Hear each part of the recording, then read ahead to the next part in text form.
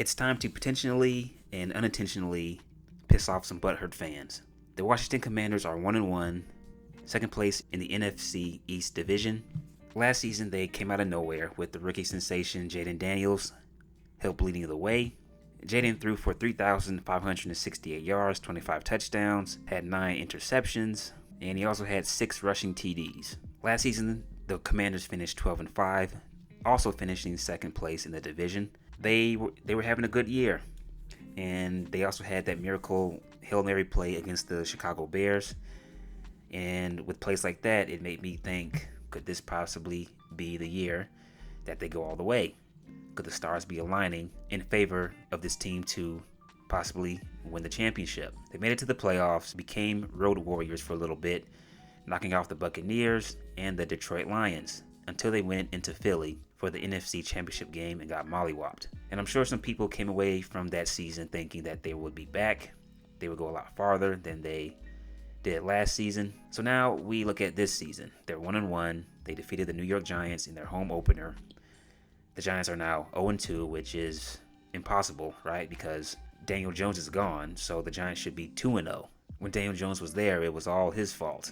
It wasn't the fact that he had a bad O-line, didn't really have a whole lot of elite wide receivers, didn't consistently have a good running game. Saquon Barkley left, but it's all Daniel Jones' fault. Now he's in Indianapolis with a much better roster, and he's 2-0. But how can that be? He's trash. So the Colts should be 0-2, not 2-0. Week 2, they went up to Green Bay, took an L to the Green Bay Packers, a much better team, by the way. So now that they are 1-1, how have the Commanders looked in the first 2 weeks? Well, Jaden Daniels, he has struggled a little bit. He hasn't been as spectacular as he was last season. He's been off on some of his throws. He's missed some wide open throws. He's been throwing the ball behind the wide receivers. There was a play against the New York Giants when Zach Ertz was running a route. He was cutting to the sideline. Jaden Daniels threw a ball that was behind him. Zach still caught it, but he didn't lead Zach Ertz to the sideline to where he could possibly break a tackle and gain a few more yak yards after the catch. There was a pass against Green Bay, just an easy pass to the flat, getting it to one of his running backs, and he completely threw it behind him. Jaden has been a little inaccurate, and now he is doubtful with a knee sprain against the Las Vegas Raiders on Sunday afternoon. Him and Terry McLaurin, Terry who just signed a huge contract, they have not been able to get on the same page. He overthrew Terry what would have been a touchdown up the sidelines against New York. In week 2 against Green Bay, he had a hard time getting open, and so they have not been able to have that dynamic quarterback and wide receiver duo chemistry that they had last season. He's still been able to develop a connection with Zach Ertz, but he needs to get on the same page with Terry, and Terry needs to play better as well. You just signed a superstar contract, so you have to deliver. Another thing that worries me is the offensive line, particularly number 72, Josh Connerly Jr., the rookie out of Oregon. So even though the Giants are the Giants, they still have some talent here and there. That's how I look at the Giants. They have some talent here and there. And where they're strongest at is on the defensive side of the ball.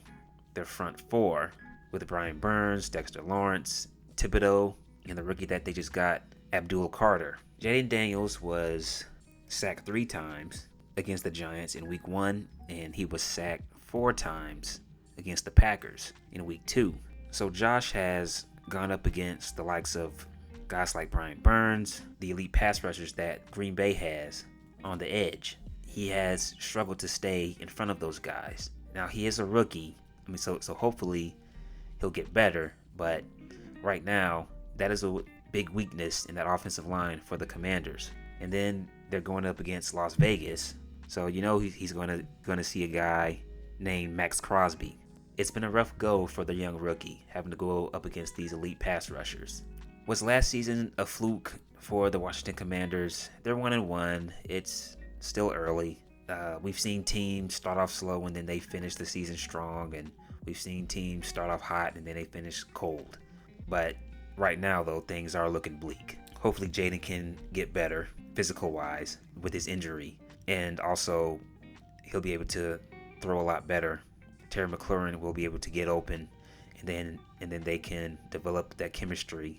And the young offensive lineman from Oregon, hopefully he can do a better job of protecting Jaden and helping that offensive line and giving him clean pockets to throw from. So those are my thoughts on the Commanders so far.